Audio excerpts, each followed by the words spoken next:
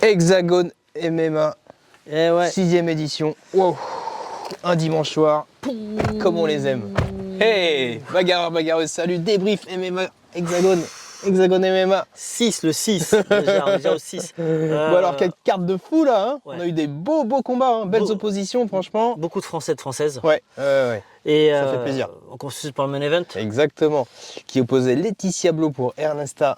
On va éviter d'écorcher son nom. Une lituanienne. La lituanienne. C'était un combat pour la ceinture. Donc il y a Laetitia qui défendait sa ceinture. Et les deux filles s'étaient déjà rencontrées lors d'un précédent hexagone. Ouais, tout à fait. Ouais. Et là, c'était une petite revanche. Donc la lituanienne est plus grande, 1m75, Laetitia plus petite, 1m61. Ah bah, clairement sur la longe, ça s'est vu dès le premier round. En boxe, c'est vrai que le jab d'Ernesta, ça gênait beaucoup Laetitia. Grosso modo, tout de suite, on peut dire qu'il y avait deux stratégies qui ont été mises en place. Laetitia, lutte et sol. Et en face, c'était du striking. Grosso modo. Hein. Oui, mais finalement, bien qu'au sol, elle ne soit pas désavantagée. Non, c'est pas mais voilà, c'est effectivement le striking et la longe, c'était je pense, la stratégie. Et au premier round, Laetitia a bien réussi à contrer cette stratégie. À appliquer la sienne. Appliquer la sienne, c'est ça. Laetitia, au début, elle subit quelques coups, mais elle écoute super bien son coin. Elle réagit très bien et elle emmène donc la lituanienne contre la cage. Et là, grosse phase de lutte contre la cage. Ça a duré quand même. Hein. Ouais. Et elle l'amène au sol à la fin du round. À la fin du round. Elle a aussi l'emmener au sol et tout. Elle travaille. Son coin, qu'elle écoute toujours, lui demande de passer sur le côté gauche, voilà, pour maîtriser. Et à un moment donné, j'ai cru même qu'elle allait la finaliser. Hein. Je me suis dit, tiens, peut-être elle va réussir à la finaliser et tout. C'est pour ça que je te dis, la lituanienne quand même avait des bonnes bases de sol parce qu'elle a bien défendu toutes les tentatives de soumission, de passage de garde, ou choses comme ça. Elle était quand même assez solide, quoi. Elle répondait. Après, le deuxième round commence assez rapidement. Et là, je me dis, waouh, je vois Laetitia un peu fatiguée. Fatiguée et qui commence à prendre des coups aussi. Quoi. Qui prend beaucoup de coups. C'est simple, le deuxième round, c'est à partir et pour la lituanienne, elle subit en striking. Laetitia, oui, elle subit en striking et tout. Mais à la fin du round, on retrouve Laetitia. Alors, elle a pris de l'énergie, elle reprend de la force. Et elle refait les takedowns. Elle te la ramène au sol. Voilà. Donc, finalement, grosso modo, en effet, il y a plus de dégâts. Ouais, mais. En faveur de la lituanienne. Ouais, parce qu'elle l'emmène au sol, mais quand même, la lituanienne continue à frapper au sol, choses comme ça. Donc, grosso modo, sur le premier et deuxième round, et ça va être vrai sur tout le combat, Laetitia, elle l'emmène au sol, la lituanienne, à maintes reprises, mais elle n'inflige pas de dégâts. Oui, c'est ça. Elle capitalise pas en gros sur l'amener au sol. Il n'y a pas de grain de pente vraiment. Ce qui peut après pénaliser effectivement sur la décision finale. Quoi. Tu vois, il y a même les coups qui arrivent, tu vois, ils sont pas. Voilà, à un moment donné, elle essaie de taper, mais elle ne trouve pas la position adéquate. Et donc, les rounds passent, la lituanienne prend confiance, elle commence à performer de plus en plus. Laetitia a du mal à revenir. Concrètement, le troisième et le quatrième round sont en faveur aussi de la lituanienne. Parce que Laetitia, elle casser la distance pour avancer et elle tombe à chaque fois sur un jab, sur un crochet, sur quelque chose. C'est ça. Voilà, même si j'ai l'impression qu'elle frappait plus lourd, mais... Elle frappe plus lourd, tu avais même des gros overhands qui pouvaient passer. Elle est plus puissante pour moi, Laetitia. Totalement. La problématique qu'elle a, c'est que dans sa boxe, pour pouvoir réussir à emmener la lituanienne au sol, il n'y a pas 50 façons. Hein. Grosso modo, ou forcément fait explosif, venez chercher en bas pour passer sous le centre de gravité pour l'emmener, ou alors casser à distance et toucher avec la boxe. Sauf qu'en boxe, malheureusement pour Laetitia, elle ne réussit pas à faire un transfert de poids. Donc c'est-à-dire qu'elle a tout le poids sur la jambe de derrière. Après c'est pour ça qu'elle frappe lourd aussi. Oui, mais il faut pouvoir projeter, tu vois, il faut que ce vecteur de force, c'est passer de la force de derrière pour la projeter en avant. Et le problème c'est que non, on dirait qu'il y a un mur et qu'elle est bloquée par ce mur-là et que son poids ne dépasse pas ce mur-là. Après sur des adversaires plus grands, en plus c'est d'autant plus flagrant parce que la distance est encore plus longue, plus lointaine à parcourir, et en plus là c'est un adversaire qui est grand et qui était mobile parce qu'elle a fait que la chasser, elle était très mobile. Et puis même au cinquième round, elle restait mobile, quoi. C'est ça qui est impressionnant, quoi. Au niveau de la caisse, c'est vrai que l'entame du cinquième round m'a fait peur, quoi. Pour le coup. Autre chose qui pouvait aussi différencier Laetitia, c'est qu'en effet, la lituanienne fait 1m75, elle est beaucoup plus fine. Donc forcément, en termes d'énergie, c'est pas la même chose qu'une Laetitia qui est plus compacte. Donc forcément, l'acide lactique, toutes ces dépenses d'énergie, elle est plus importante chez Laetitia. Donc ça fatigue plus vite, ça la fatigue plus. Ouais, totalement. Et ça s'est vu. Et malheureusement, à la fin, décision est nouvelle championne. Décision partagée. Hein. Décision partagée. Ouais. Et en faveur de. D'Ernesta, quoi. D'Ernesta, quoi. Sincèrement, dans le public, ça n'a pas compris. Très honnêtement, le public n'était pas content. Ah, moi, je la voyais pas gagner. Hein. Pour le coup, pourquoi ? Parce que pas assez de points marqués, en fait. Les nouvelles règles. Pas forcément de nouvelles règles. Enfin, nouvelles règles, non, je pense pas. Parce qu'aujourd'hui, quand même, on privilégie comme les dégâts occasionnés plus. Oui, après, après c'est plus juste par rapport juste à compter un takedown. Si tu fais pas de dégâts derrière, effectivement. Il y a aussi le contrôle de la cage. On n'en a pas parlé. Il y a beaucoup de travail de contrôle de cage où il y avait quand même Ernesta qui maîtrisait pas mal le centre de la cage, pas le contrôle, le centre de la cage. Parce qu'après, sur le dernier round, par exemple, si on revient sur le dernier round, si on estime que le dernier round peut être décisif, ça s'est inversé après en faveur aussi de Laetitia. Tu vois. Au début, en effet, tu avais Ernesta qui dominait, et après, ça s'est inversé. Et ça s'est retourné contre elle parce que justement Laetitia a repris l'ascendant. Ouais, c'est dommage. Et je pense qu'elle doit regretter parce qu'elle a eu 2 occasions où elle aurait pu finir le combat, et notamment sur cette clé de cheville qui était effectivement mal verrouillée. Donc au deuxième round. Est sortie, mais je pense qu'en réajustant parce qu'elle avait encore la jambe, même quand elle est sortie, elle avait encore la jambe, elle a pressé contre la cage, et c'est vrai que là ça aurait pu être la clé du combat sans faire de mauvais jeu de mots. Ouais. Je suis d'accord avec toi, tout à fait. D'ailleurs, je pense que beaucoup de gens l'ont remarqué, en tout cas ceux qui ont vu le combat, c'est vrai, peut-être la clé. Malheureusement, on espère en tout cas revoir Laetitia. On sait qu'elle s'entraîne dur, qu'elle consacre du temps, qu'elle a un boulot à côté qui lui demande aussi beaucoup de temps, beaucoup d'efforts. Donc c'est vrai qu'on comprend toute cette déception, cette débauche d'énergie, mais je pense que c'est une battante, elle va pas lâcher. Donc, nous aussi on est un peu battus. Forcément on était pour Letty, vous savez. Bon, vas-y, passons au prochain combat. Le prochain, ça a été expéditif, Miguel Haro contre Dean Garrett. Ouais, Miguel qui nous vient du Boxing Squad, et très bon coin. Mais il y avait Aldric Cassata et Manon Fiorot, entre autres, dans son coin. Et moins de 30 secondes dans le combat. Ça a été... il s'est fait toucher dès le départ. Après, franchement, le Britannique... Malheureusement, il n'a pas réussi à s'exprimer.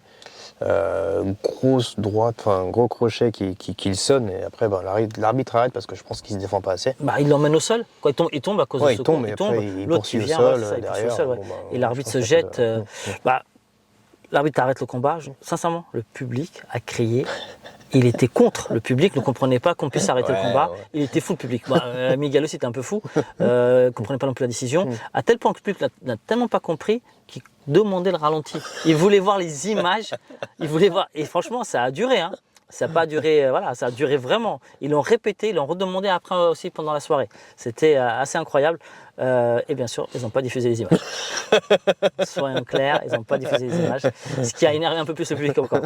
Mais bon, la décision était ce qu'elle était. Rapide.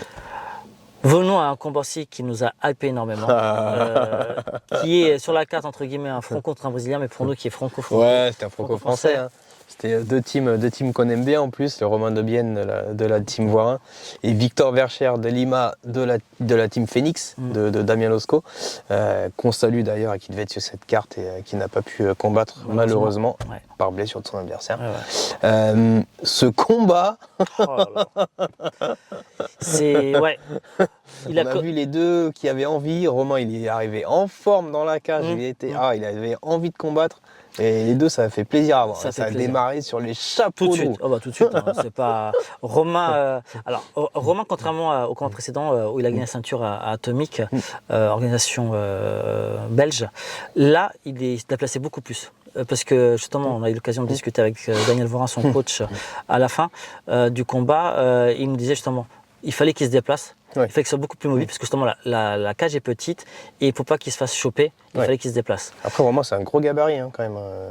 Par rapport à Victor, beaucoup plus, on l'a senti puissant, il frappe lourd. Je pense que Victor l'a senti aussi. Il l'a senti pour le coup. Parce qu'il le c'est dommage parce que il le touche, ils se touchent tous les deux. Ça, c'est un bel échange au début quand même. Il se retrouve au sol. Là, Romain est au-dessus et là, tu te dis non, attends, quoi, il est en train de faire quoi là, Victor? Il va lui passer un juji. On y a cru. Luigi, Romain nous a dit qu'il était quand même pas mal verrouillé. Il a explosé magnifiquement. Et je pense qu'il restait 2-3 secondes de plus, ça passait. Donc Victor, je pense que aussi. Si même Romain le dit, c'est que voilà. Victor a raté, je pense, son petit temps là-dessus où il pouvait. Mais Romain, comme il est explosif. Ouais. Franchement, il est remonté. Ouais. On n'a même pas eu le temps de dire. Oh, c'est ça. Je me suis dit, ouais, le juge il passe, boum, il était déjà debout. Il se remet debout, Victor se relève et là, il enchaîne avec sa boxe. On a senti qu'il il envoie une droite, un point arrière et après, les deux ont été à la bagarre un peu. Hein. On sait que voilà, Romain ça aime la bagarre, pas que nous, mais ça aime la grosse bagarre. Et Victor, pareil en face. Victor, il est touché, il est sonné, mais il recule pas. C'est même lui qui avance. Il est touché, il avance, il attend et voilà, il titube, mais il y va quand même. Et Romain forcément. Il prend l'ascendant, il lui remet une et. C'est fini. Mais très beau combat, franchement, très beau combat. Court, forcément, on aurait voulu voir plus, mais rien à dire sur le combat en tout cas. Ouais, top. Un autre combat franco-française.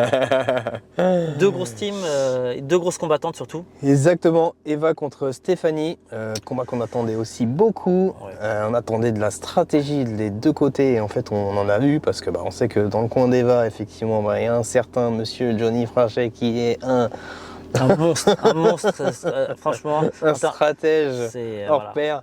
Donc on a vu le game plan, on s'en doutait un petit peu, mais là on a vu... On a eu l'occasion de discuter avant, mais grosso modo le game plan c'était lutte pour Eva et sol pour maîtriser justement le striking très haut level de Stéphanie. Stéphanie, c'était impressionnant, c'est la première round. Après, je trouve qu'Eva, même dans le premier round, elle a quand même répondu.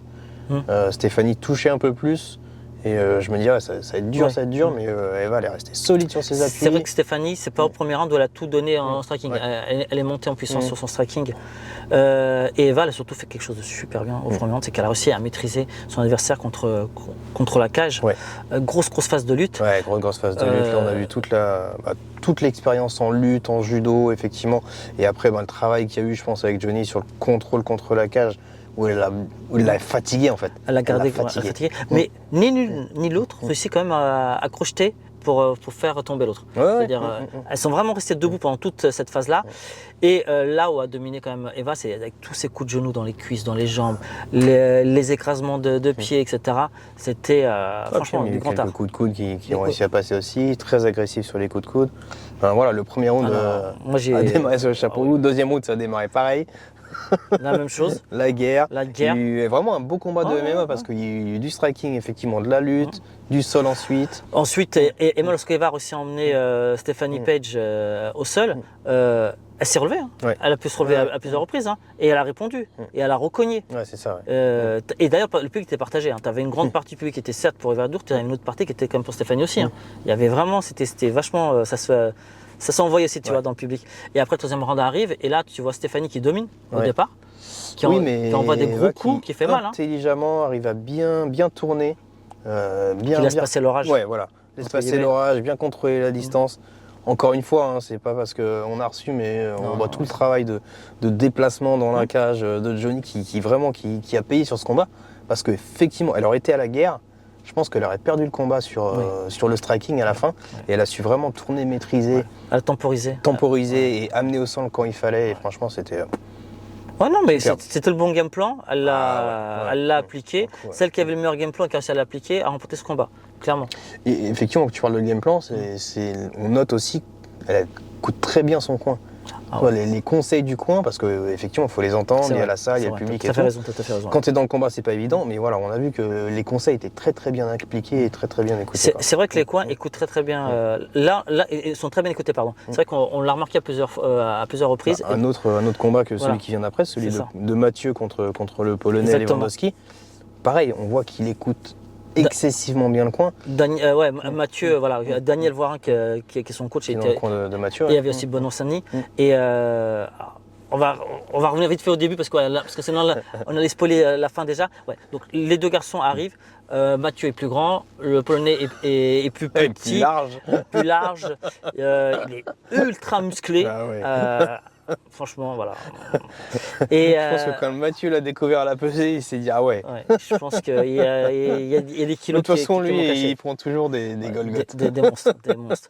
Et le combat, il arrive. Et le Polonais, t'as l'impression qu'il est déjà en Ferrari, le gars. Il y va, il est en 6e.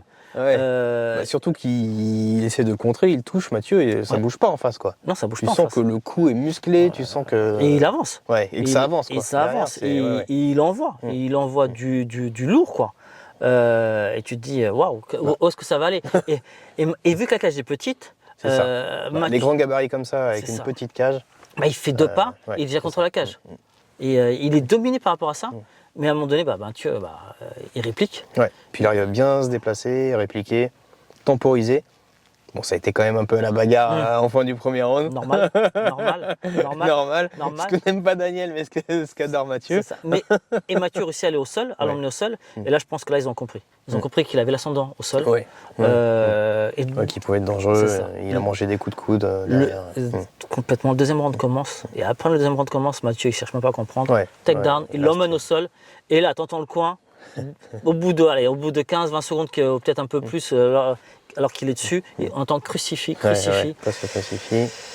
Et derrière, ça exécute. C'est pour ça qu'on dit ça écoute très bien les coins, parce que derrière, exécuté parfaitement. Et le Polonais, il ne peut pas se défendre. Après, il le fait dans le coup de coude. Il n'y a rien à faire. Alors qu'un Polonais très solide, et franchement, c'était dur à terminer, quoi. Tu le rencontres, on est dans une ruelle, comme on dit, c'est chaud. Top. Un autre combat aussi qu'on a eu 100% féminin où il y a eu du coup de coude et très agressif, c'était Nora Cornell contre Priscilla de Souza. Ouais. La combattante de Mathieu Nicourt. Franchement, en termes d'agressivité, j'ai rarement vu ça dans un combat féminin. Elle en voulait. Et Nora, c'est impressionnant, quoi. Avant ce soir, c'était 3 victoires d'affilée. Là, on passe à 4e victoire d'affilée. Et je te dis franchement, si elle continue comme ça, mais qui va te l'arrêter, tu vois? Parce qu'elle en voulait. Avant même de rentrer, ça se voyait qu'elle en voulait. Et puis le combat commence, et ça arrache, quoi. C'est les coups de coude, mais franchement, je ne sais même pas quoi vous dire, parce qu'elle a dominé tous les compartiments. Ouais, mais tu vois, la brésilienne, bizarrement, je pensais qu'au premier round, ça allait être fini, et elle a survécu, quoi. Elle a survécu. Parce que pareil, il y a eu du crucifix, des choses comme ça. C'est vrai qu'elle a survécu. Alors effectivement, la stratégie qu'on peut se poser comme question, c'est pourquoi tu l'as en crucifix, t'essaies de faire du ground and pound au lieu de placer l'Americana ou des choses comme ça. C'est vrai, parce qu'elle pouvait passer l'Americana à un moment donné. Parce Totalement. Elle lui prend 2 ou 3 fois, elle lui prend le poignet. Il y a juste à re-soulever un peu, passer la main en dessous. Et ça laisse moins d'espace pour la combattante en face de sortir. Et ça permet de finaliser très rapidement le combat. Plus vite. Et pas prendre de risques, etc. Mais dans tous les cas, les coups de coude sont passés, les coups de genoux sont passés, les directs, les gauches, les takedowns, les emmener au sol. Bref. Tout ce qu'on kiffe, elle l'a fait. Elle a tout placé. Il y a eu de l'agressivité, c'était complet. Et de toute façon, au deuxième round, encore belle victoire. L'arbitre était obligé d'arrêter le combat de toute façon. De toute façon, elle prenait trop de coups. Donc, et puis, elle ne pouvait pas sortir. Enfin, on ne voyait pas comment elle pouvait sortir. Donc, après, un autre combat qui n'est pas non plus. Fallait pas le rater parce qu'on a un combattant de Marseille Fight Club qu'on adore, Wilson Varela. Qui combattait un autre Polonais. Si je un autre Polonais, Casper. Mais là, c'est... Non, vas-y, je t'en prie. Fais pas la blague sur Casper. Non. Parce que j'allais dire, il a fait le fantôme, mais non. Voilà. Tu vois, voilà. Non, mais Wilson, pour le coup, on connaît, c'est un kickboxer. C'est un striker. Un bon kickboxer. En face, il le savait, il avait peur. Ouais. Non, en face, il avait peur. Tu sentais qu'il a... Après, il voulait l'amener au sol, quoi. Ouais, c'est ça. Le problème, c'est que malheureusement, en face, c'est un garçon qui a beaucoup de victoires par soumission. On l'oublie, ça. Exactement. On l'oublie, hein. Et il a fait la spéciale. Et il a fait sa spéciale. Franchement, combien pareil. Alors, très bien écouter les conseils du coin. Mais je pense. Entre le premier et le deuxième round, il y avait des positions où on entendait Mathieu Nicourt lui crier voilà, passe la garde maintenant. Jean-Michel Froissart. Jean-Michel Froissart. C'est l'autre, Salut.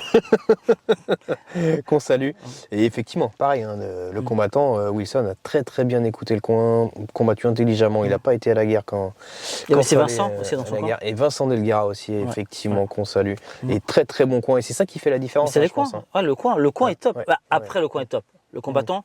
Non, le combattant donne tout, mais donne tout. Non, mais il a pris. C'est ça. Les conseils étaient très bons. Et d'ailleurs, à un moment donné, lorsqu'il est emmené au sol, sur un takedown, le coin lui dit exactement ce qu'il doit faire. Mets-toi colle-toi à la cage, place ta main, redresse-toi. C'est vrai, redresse-toi, reste assis, replace ta main. Et tous les conseils, Wilson les a respectés. Mais voilà, là-dessus, c'est comme ça qu'on progresse de toute façon. Hein. Exactement. Très beau combat, très belle soumission. Voilà, rien à dire. Et on n'a qu'une seule envie, c'est de le revoir très vite, hein, comme d'hab. Hein. C'est ça. Et c'était la deuxième soumission de la soirée par guillotine, parce que le premier aussi s'est terminé comme ça. Ça, tu spoil. On vous spoil la fin, désolé. Mais le combat de Nika qui commençait la soirée, qui ouvrait le bal, effectivement, c'est un super combat aussi. Hein. Ouais, bah justement, un combattant justement de chez Mathieu Nicourt qui affrontait un combattant de chez Damien Losco Rémy. Donc ouais, deux garçons. Alors là, franchement, le premier round est dominé par Paroise, excuse-moi si je corse ton nom, ton prénom, qui est justement le combattant de Mathieu. Il domine le premier round. Ah, tu dirais qu'il domine? Pour moi, il le remporte. Ah, je trouve que c'est équilibré, moi, quand même. Pour moi, il le remporte. Ah ouais, pour moi, il remporte le premier. Pour moi, il construit son combat. Je pense, tu vois, qu'au premier, il perd. Le deuxième, il le remporte. Et le troisième, il finalise le truc. Je sens, tu vois, qu'il y a une montée en puissance. Chez il a peut-être démarré un peu plus. Alors que l'autre côté, c'est l'inverse. Malgré que malgré qu'il ouvre l'arcade, il est quand même, pour moi, il est en retard. Il y a pour moi, il y a quand même un avantage pour Paroise. Ouais. Et en effet, plus ça va. Dès le premier, moi, je vois Nika qui domine quand même un petit peu. Hein. Plus. Bon, après, c'est serré, quoi, mais voilà. Comme quoi, on peut ne pas avoir le même avis. Ouais, non, mais c'est sûr. Mais voilà, en tout cas, il y a une montée en puissance de Nika. Ouais. Deuxième round, par exemple, striking, commence à devenir vraiment striking.